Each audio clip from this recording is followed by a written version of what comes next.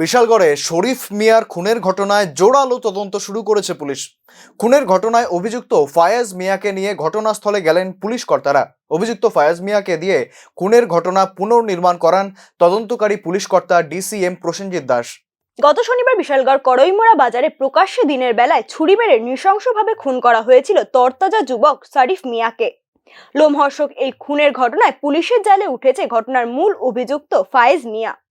তদন্তে জাল গুটিয়ে আনতে এবার পেশাদারি দক্ষতার সঙ্গে তদন্ত কাজ শুরু করলো বিশালগড় থানার পুলিশ। অভিযুক্ত ফায়েজ মিয়াকে নিয়ে ঘটনাস্থলে গেলেন ডিসিএম প্রসেনজিৎ দাস সহ বিশালগড় থানার পুলিশ আধিকারিকরা। অভিযুক্ত ফায়েজ মিয়াকে দিয়ে খুনের ঘটনার পুনর্নির্মাণ করান তৎপর পুলিশ কর্তারা। অভিযুক্তকে জেরা করে এই খুনের ঘটনায় ব্যবহৃত ধারালো অস্ত্রটিও উদ্ধার করে পুলিশ। পুলিশি তদন্তের গতি প্রকৃতি নিয়ে পদস্থ পুলিশ আধিকারিকরা জানান, রীতিমতো প্ল্যান করে আটঘাট বেঁধে শরীফ মিয়াকে ছুরির আঘাতে খুন করেছিল অভিযুক্ত ফায়েজ মিয়া। শনিবারে আমাদের বিশালগড় কড়ইমোড়াতে যে একটা মার্ডার হয়েছিল, এটা আপনারা সবাই জানেন, আপনাদের মাধ্যমে সবাই জানতে পেরেছে। তো সেই নিরিখে আমাদের এসডিএমকে একটা মেসেজ দিয়েছে যে একজন ম্যাজিস্ট্রেট আনার জন্য, leading to discover of weapon of crime, সেটা করার জন্য।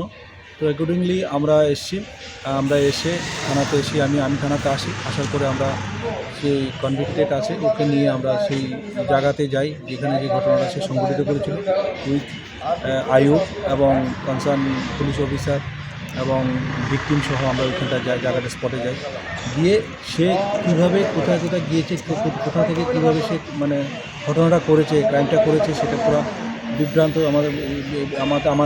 আমাদেরকে দেখিয়েছে। এবং এখান থেকে যখন সে এখানে যে মারা গেল, যে ওর নাম যেটা ছিল আমাদের শরীফ মিয়ার সঙ্গে যে তার যে ঝগড়াঝাটিটা শুরু হয়েছিল।